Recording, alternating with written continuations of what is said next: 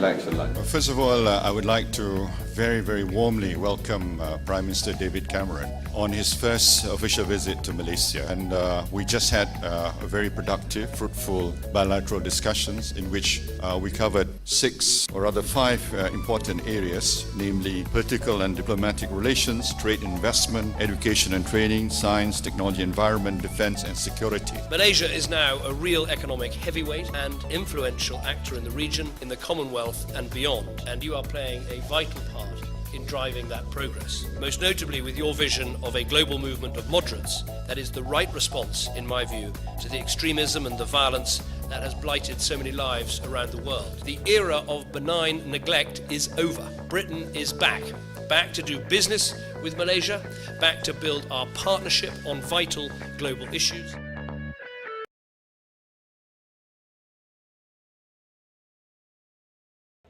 I think Malaysia can lead because, again, like Indonesia, you're a Muslim majority country, a country, though, of moderate, sensible, democratic politics, and a country with economic success. Let me be clear, I'm not saying you can't have successful multiracial countries. You can. Britain is a very successful multiracial country. But what I'm saying, and what Prime Minister Najib is saying, is the way you create a successful multiracial country.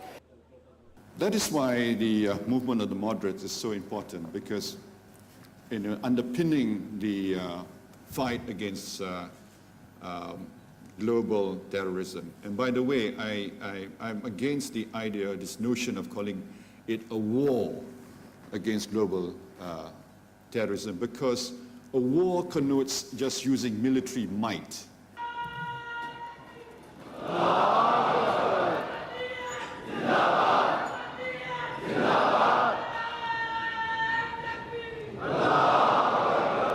And I assure you, my dear brothers and sisters, when you talk to parliamentarians across the world, and particularly in those countries where our community is tried and tested and is put through great tribulations, the fact that our Khalifa, Hazur, beloved Hazur, continues to guide us, that, O ye who oppress us, we seek only to pray for you and pray for your guidance. That is the sign of a true, living, God-fearing community, and the Jamaat Ahmadiyah is just that. Hazur, finally, I would like to, on behalf of Her Majesty's government and indeed the Prime Minister, present his words to the Jalsa Salana on this august occasion.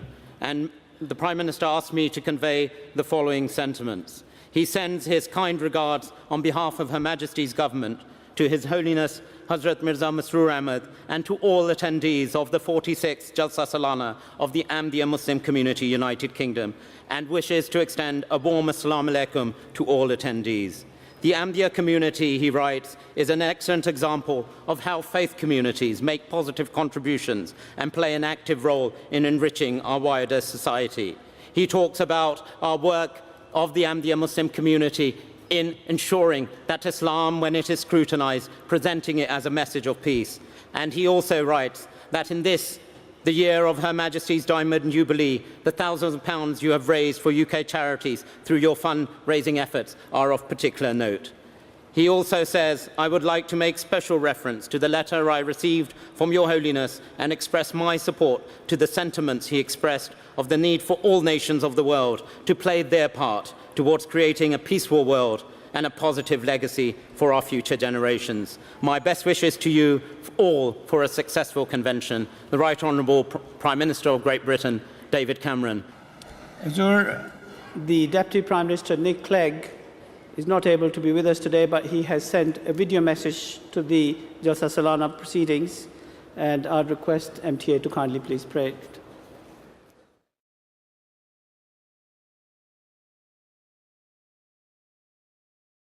I'm sorry that I can't be with you today for your Jalsa, but I wanted to convey my best wishes for the event. I also want to take this opportunity to thank the Ahmadiyya Muslim community for its tireless efforts to promote peace here at home and around the world. You have raised a hugely impressive £350,000 for British charities too during the Diamond Jubilee celebrations. And the message you spread, love for all, hatred for none, is one every community can learn from. I had the honour of meeting His Holiness Hadrat Mirza Masroor Ahmad a few years ago in the House of Commons, a man of great wisdom and kindness. And I know that under his leadership, Ahmadi Muslims have helped people in need right across the planet, from feeding the homeless in London to building schools and hospitals right across the developing world. All voluntary, all funded by the community itself, all truly remarkable. I know despite all its good work, the Ahmadiyya Muslim community suffers persecution in some countries where you are denied your right to practice your faith and where your members are killed simply on grounds of faith. And I assure you that we Liberals stand by you in condemning such persecution, and we call for the upholding of human rights for all. I know that you work closely with some of my Liberal Democrat colleagues, Ed Davey, Lord Avebury, Baroness Ludford, Tom Brake, Paul Burstow, to name just a few.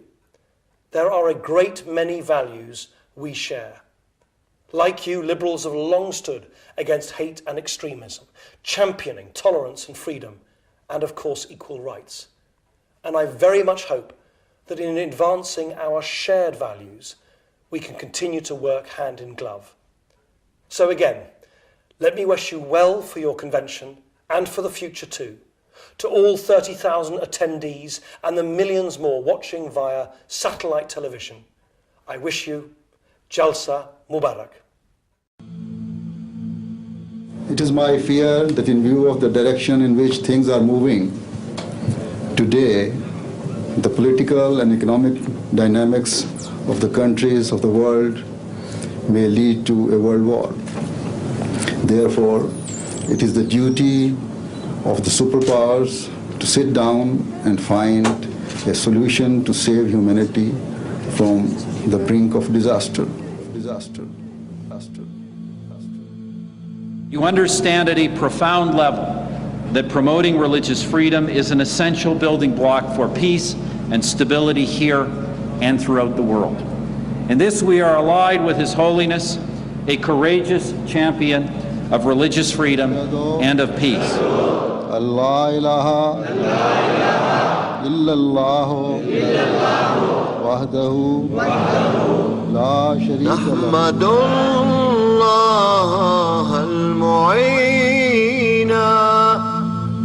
Hazrat Mirza Masroor Ahmad is the present head of the Ahmadiyya Muslim community, the most dynamic international community within Islam. The community was established by Hazrat Mirza Ghulam Ahmad in Qadian, a small and remote village in India. He claimed to be the expected reformer of the latter days, the one awaited by all major world religions. Within a century, the movement has reached all the corners of the earth and has been recognized and praised by the global community. The huge respect we all have, for your work day by day in making a reality of peace and brotherhood across the communities in this country and across the world. Wherever the movement has been established, it endeavors to exert a constructive influence of Islam through social projects, educational institutes, health services, Islamic publications, and the construction of mosques. These endeavors continue, despite the bitter persecution that the community suffers in some countries. We need all the goodness we can find in today's world.